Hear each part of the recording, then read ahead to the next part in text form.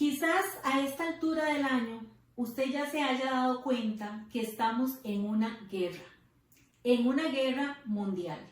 No solamente contra un microscópico virus, sino contra las secuelas económicas, sociales, psicológicas y espirituales que nos ha dejado esta crisis. Solo haré un pequeño recuento de los daños emocionales. Los factores de riesgo para el desarrollo de enfermedades mentales se han multiplicado. El aislamiento social, el temor, la incertidumbre a nivel físico, a nivel económico, la pérdida del autocuidado, el aumento en el consumo de medicamentos, de alcohol, de drogas, etc. No solo la sobreinformación, sino también la mala información genera conductas disruptivas, como estarse tomando la temperatura a toda hora del día, o distorsiones cognitivas con ansiedad y con angustia que son y que traen repercusiones también somáticas en el cuerpo, de enfermedades, de síntomas y repercusiones mentales, especialmente en personas que ya por sus patologías previas son vulnerables, porque estas patologías, estas enfermedades se han agudizado. La mayoría de nosotros estamos en un proceso de duelo, ya sea por la pérdida de un ser querido, porque perdimos el trabajo, por pérdidas económicas, por pérdidas de la salud, por pérdidas de la libertad de tránsito, incluso, y pérdidas de las rutinas familiares, pérdidas, etc. Ya hay estudios realizados a personal médico que dice que el 50.4, me encontré una estadística que dice que el 50.4, o sea, más de la mitad presenta depresión, el 45% presenta ansiedad y un 35% presenta insomnio. Y no he mencionado el impacto psicológico que esto ha tenido en poblaciones más vulnerables, como los niños y los adolescentes, chicos con alguna condición especial como el autismo, hiperactividad, déficit emocional o algún trastorno de conducta. El impacto sobre ellos es tremendo, y el impacto sobre los padres, que ahora están 24/7, aún mayor. El impacto también sobre mayores que han permanecido en el encierro, muchos de ellos sin la medicación, sin asistencia médica, muchos de ellos abandonados por sus familiares y lidiando quizás con demencia senil o con alguna otra condición propia de la tercera edad. Como creyentes, no podemos ignorar que detrás de toda esta situación hay un plan bien trazado por nuestro enemigo para traer más destrucción a la humanidad. Entonces no es hora de dormir, no es hora de vacacionar, no es hora de despistarnos, es hora de guerrear, de mantenerse alertas, discerniendo los tiempos, o seremos destruidos igualmente. Los creyentes estamos en la primera línea de la batalla. ¿Por qué? Porque tenemos un enemigo en común. ¿Y cuáles son los propósitos de ese enemigo? La palabra del Señor habla que Él vino a robar, a matar, a destruir. Eso está en Juan capítulo 10, versículo 10, que vino a acusarnos. Él es el acusador, que vino a robar la semilla de la palabra de Dios, dice en Mateo 13, que vino a tentarnos. En Mateo 4 lo vemos tentando a Jesús. En Primera Tesalonicenses habla de que Él nos tienta. Él ha venido a sembrar la cizaña en la iglesia. Esto está en Mateo capítulo 13. Ha venido a engañarnos. Bueno, Él es el engañador desde un principio, desde Génesis lo sabemos. Ha venido a esclavizar a todos los que pueda con el poder de la muerte, como dice en Hebreos capítulo 2. El deseo de Satanás, su propósito, su objetivo es destruir a la humanidad de cualquier manera posible. Pero ¿saben qué dice Primera de Juan capítulo 3, versículo 8? Dice, para esto apareció el Hijo del Hombre, para deshacer las obras de las tinieblas. Y también en Juan 10:10 que mencionamos ahora, que dice que él vino a matar, Satanás vino a matar, a robar y a destruir, pero la segunda parte dice, pero yo he venido para que tengan vida y para que la tengan en abundancia. Ahora, ¿por dónde empezamos con esta batalla? ¿Por dónde empezamos?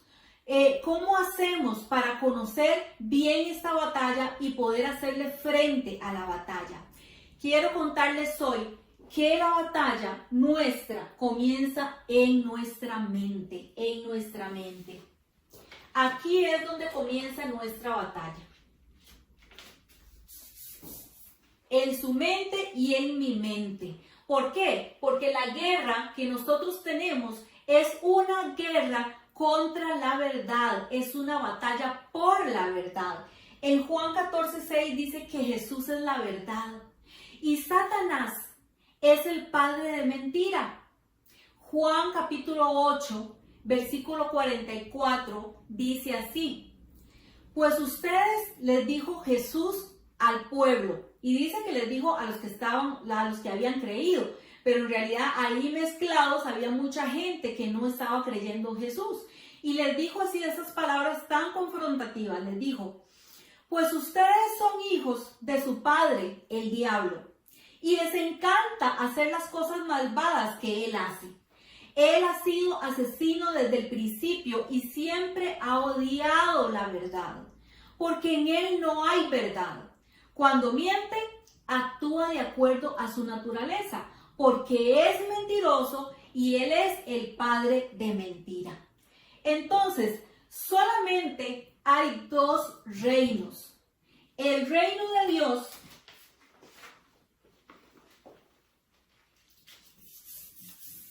y ¿qué más? Y el reino de Satanás. Solamente esos dos reinos, y esos dos reinos están en guerra. ¿Cómo edifica Satanás su reino y cómo edifica Dios su reino? Dios edifica su reino a través de la verdad, porque Él es el camino, la verdad y la vida. ¿Y cómo edifica Satanás su reino? Satanás edifica su reino a través de mentiras. Les explico. Jesús edifica su reino en las áreas en que creemos y vivimos la verdad de la palabra de Dios. Si yo creo y vivo la verdad sobre la familia, Dios va a edificar su reino ahí. Si yo creo y vivo la verdad de Dios sobre la iglesia, Dios va a edificar su reino ahí. Si yo vivo la verdad de Dios sobre las finanzas en mi vida personal, Dios va a edificar su reino ahí. Pero Satanás edifica fortalezas, murallas en las áreas de nuestra vida donde nosotros creemos y vivimos las mentiras del diablo. La meta de la guerra espiritual es reemplazar las mentiras de Satanás por la verdad de Dios. Esa es nuestra meta en la guerra espiritual. ¿Saben por qué? Porque muchos creyentes, aunque ya han conocido la verdad, están como Lázaro, vivos porque el Señor los resucitó, pero todavía llenos de vendas, llenos de mentiras, llenos de ceguera. Y les voy a explicar qué es una fortaleza mental. Y para esto vamos a ver una imagen. Una fortaleza mental, según 2 Corintios 10, del 3 al 5, esto es lo que dice Pablo. 2 Corintios 10, del 3 al 5. Pablo dice: pues aunque vivimos en el mundo, no libramos batallas como lo hace el mundo. Las armas con las que luchamos no son del mundo, sino que tienen el poder divino para derribar fortalezas. Derribamos argumentos, destruimos argumentos y toda altivez que se levanta contra el conocimiento de Dios, y llevamos cautivo, llevamos esclavo todo pensamiento para que se someta a Cristo. Entonces vemos que una fortaleza es un área de influencia o control profundamente arraigada por la cual el enemigo puede atacar, puede tentar o puede tratar de controlarnos. Generalmente las fortalezas que hacían en el siglo pasado y antepasado eran construcciones de grandes bloques de ladrillo, como de cemento o de piedras, que ellos hacían y que ponían en un lugar alto para desde ahí poder ver a los enemigos. Muchos de ellos que tenían mar, por ejemplo, y que tenían enemigos que venían navegando como los piratas, entonces ponían esa fortaleza, edificaban esa fortaleza ahí cerca de la playa en un lugar alto, porque así ellos lo podían ver. Igualmente, estas fortalezas mentales que se comparan en la Biblia con fortalezas están en un lugar alto, por así decirlo, en un área controlada y utilizada por Satanás para sus propósitos en nosotros y también sus propósitos en los que nos rodean. Notemos las palabras de este pasaje en Corintios. Habla de fortalezas, argumentos, altivez y pensamientos. Porque esas mentiras comienzan en la mente y toman la forma de argumentos, o sea, son razonamientos, ideas, sistemas completos de creencias. Y la cualidad mayor de esas mentiras es que están en contra del conocimiento de Dios. Están en contra de que el reino de Dios sea establecido en su vida, en mi hogar, en la sociedad, en la iglesia. Esas mentiras niegan la verdad de Dios y niegan a Dios. Nuestras armas de guerra nos empoderan para llevar cautivas esas mentiras para que obedezcan a Cristo, para que nosotros, en lugar de creer estas mentiras y obedecer al diablo, obedezcamos a nuestro Señor Jesucristo. Pero para eso tenemos que llevar sujetos, darnos cuenta, hacer conciencia de todas esas ideas equivocadas y conceptos y llevarlos a la autoridad de la verdad de la palabra del Señor y abrazar esas verdades de Dios.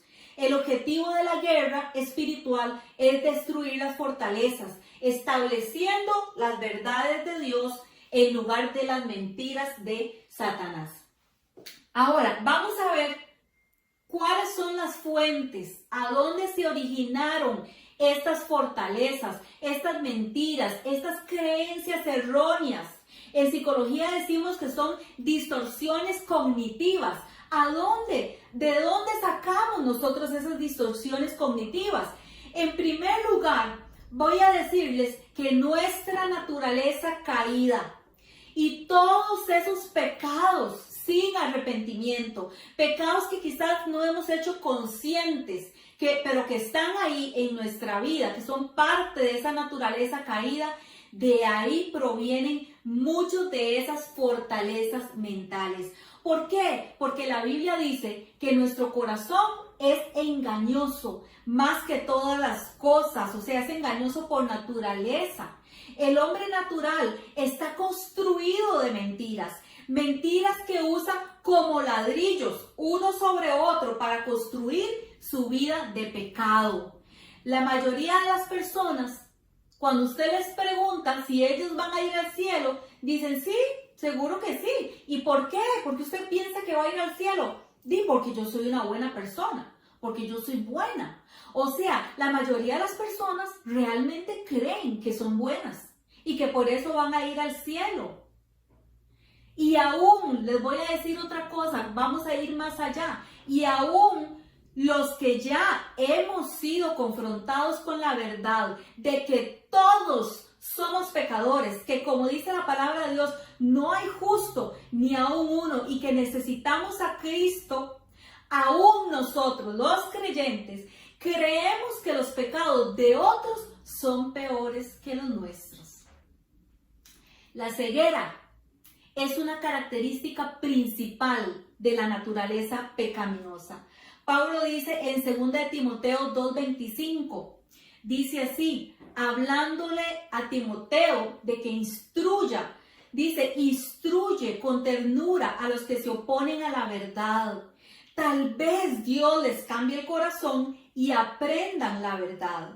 Entonces entrarán en razón y escaparán de la trampa del diablo, pues Él los ha tenido cautivos para que hagan lo que Él quiere. Y de su propio pueblo, en Oseas capítulo 4, el versículo 6, vean lo que Dios dice de su propio pueblo. Dice, mi pueblo está siendo destruido porque no me conoce. Así como ustedes, sacerdotes, miren, los mismos sacerdotes, dice, se niegan a conocerme. Yo me niego a reconocerlos como mis sacerdotes. Ya que se olvidaron de las leyes de su Dios, me olvidaré de bendecir a sus hijos. Qué palabra tan fuerte, que nosotros, el pueblo de Dios, muchas veces estamos llenos de mentiras, de estructuras de pensamiento, de sistemas de creencias, de fortalezas mentales, porque todavía la naturaleza pecaminosa nos está gobernando.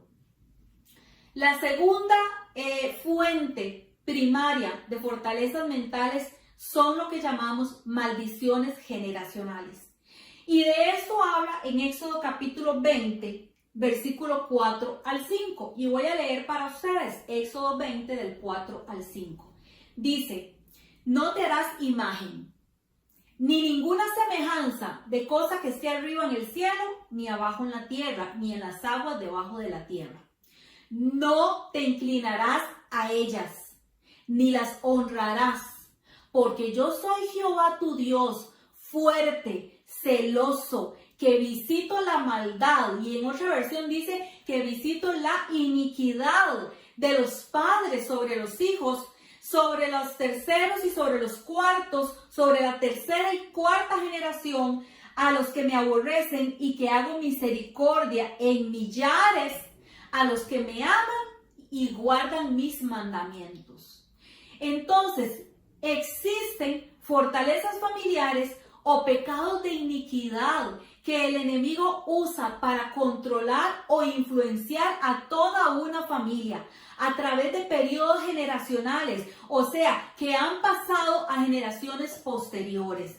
Otra forma de decirlo es que hay una perversión o una inclinación interna a un pecado específico o a una conducta que, si no se trata con ella, en las familias o en las tribus, se puede hacer más fuerte de generación en generación.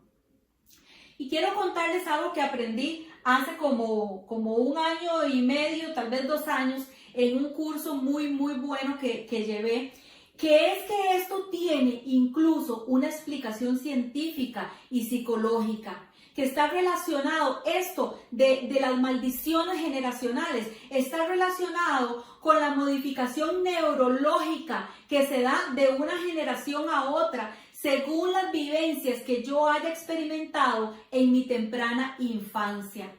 Algunos ejemplos de esto, que son fortalezas mentales, son, por ejemplo, el alcoholismo, las adicciones, inmoralidades sexuales, glotonería. Y díganme ustedes, si ustedes no conocen familias que viven siempre con excesos, familias que el tío, el abuelo, el hermano, el hijo, el nieto, el bisnieto son alcohólicos o tienen problemas de adicciones, o por ejemplo, violencia, conducta criminal. Conocemos familias enteras que todos están en la cárcel. Bueno, yo conozco. Rebelión, soberbia. Hay familias que son un orgullo, todos son una soberbia, ¿verdad? Que, bueno, es impresionante. Temores, racismo, machismo, matriarcado. Cuando la abuela era la matriarca, la que gobernaba, la que decía cómo se hacía todo y todo el mundo obedecía, y luego eso pasa a la hija y luego eso pasa a la nieta, y ahí de generación en generación. Falsas doctrinas, religiosidad, todo eso son fortalezas que pueden ser familiares. Nunca piense que los pecados que usted se permite no podrían afectar drásticamente a su familia a sus hijos y hasta a sus nietos. Por eso piénselo 2 veces cuando va a cometer un pecado y usted sabe que eso está mal. Piense en sus hijos, piense en su familia, piense en sus nietitos, piense en las repercusiones y la puerta que usted está abriendo para maldiciones generacionales. En tercer lugar, hay algo que en psicología decimos que es aprendizaje social. ¿Qué es aprendizaje social? Si bien es cierto, hay maldiciones generacionales, como les explicaba ahora, también muchas de esas maldiciones se transmiten a través de aprendizaje social. Muchas creencias erróneas son aprendidas en nuestra niñez. Por ejemplo, los temores. Y la vez pasada les conté la historia de una familia que todos le tienen terror a los temblores. Y eso es algo que todos aprendieron desde la niñez porque los papás tenían miedo a los temblores, pero no miedo normal, sino terror, ¿verdad? O por ejemplo, el machismo. El machismo, usted no nació con esas actitudes de macho men. No, usted no nació así. Cuando usted era un bebé, usted no era prepotente. Usted no era un bebé o un hombre inseguro. Cuando usted era niño, usted no era insensible. Usted no era agresivo. Muchas fortalezas mentales son construcciones socioculturales, aprendidas o adquiridas. La buena noticia es que como las aprendiste, también puedes desaprenderlas practicando exactamente lo contrario. Pero ¿cómo vamos a derribar estas fortalezas mentales? Lo vamos a ver en una segunda parte de esta enseñanza. Y número 4, traumas. Una experiencia no superada. Puede existir una fortaleza mental que se construyó por causa de una experiencia no superada. Se instaló en nuestra mente un pensamiento fijo acerca de esa experiencia. Por ejemplo, ¿cuántas mujeres usted ha escuchado que dicen, todos los hombres son iguales, no hay un hombre fiel, todos son mentirosos, todos esto, todos aquí, todos allá? Claro, yo lo he escuchado y lo he escuchado muchas veces. ¿Cómo es que esa mujer llegó a pensar así? ¿Cómo? La respuesta está en la historia de esa mujer. Ahí hay un trauma no superado. Y número 5, influencia espiritual directa. Y sí, cuando hablamos de influencia espiritual directa, estoy hablando de demonios. De una u otra forma, esto se convierte en un poder espiritual que nos domina y nos paraliza en la vida. Yo quiero que entendamos en esta noche que nosotros somos seres integrales. Somos seres integrales. Lo que sucede en mi cuerpo afecta mi estado de ánimo. Lo que sucede en lo espiritual afecta también mi cuerpo. Algo que puede comenzar en la mente como un pensamiento que luego genera un sentimiento, una emoción, eso puede ser una puerta abierta a demonios. Y yo decía un versículo que respalde esto que estoy diciendo y fue tan fácil encontrar Efesios 4:27, donde dice el apóstol Pablo, dice que el enojo da lugar al diablo. Sencilla esta frase, dice el enojo da lugar al diablo. Una emoción como el enojo que puede convertirse en una puerta abierta para una influencia demoníaca si le damos lugar. La palabra griega para lugar es topos, que significa una zona. Por eso dice no le den lugar al diablo, no le den una zona, no le den un lugar marcado para que él se instale ahí, ¿verdad? Es como también se usa para hablar de aldea o de ciudad. Ahora, quiero aclarar algo para terminar ya casi. Los espíritus inmundos necesitan algún fundamento legal que les permita atacar o acceder a una cosa creada, especialmente a las personas. Y les voy a poner 3 ejemplos con esto. Por ejemplo, Job. Cuando usted lee Job capítulo 1, se da cuenta que Satanás insistió le insistió a Dios para que le diera permiso para poder tocar a Job. ¿Por qué? Porque Job era un hombre de integridad y por causa de su integridad Dios le tenía, dice, un cerco de protección. Así dijo el diablo. Y claro, le tienes un cerco ahí de protección, nada ni nadie lo puede tocar. Entonces, el enemigo no podía tocar a Job si Dios no le daba permiso. En segundo lugar, el segundo ejemplo que les voy a dar está en Malaquías capítulo 3, versículo 11. Bueno, en realidad en Malaquías capítulo 3, que Dios dice que el pueblo está bajo maldición. Dios dice, el pueblo está bajo maldición. ¿Y cuál era la puerta abierta para que viniera esa maldición sobre el pueblo? Porque Proverbios dice que ninguna maldición viene sin causa. Si a mi vida me toca una maldición, ahí debe haber alguna causa y yo tengo que buscar esa causa y cerrar esa puerta, ¿verdad? En el caso del pueblo que estaba bajo maldición, según lo profetizó Malaquías, ¿cuál era la puerta abierta? La mezquindad de la gente que ofrecían a Dios lo peor.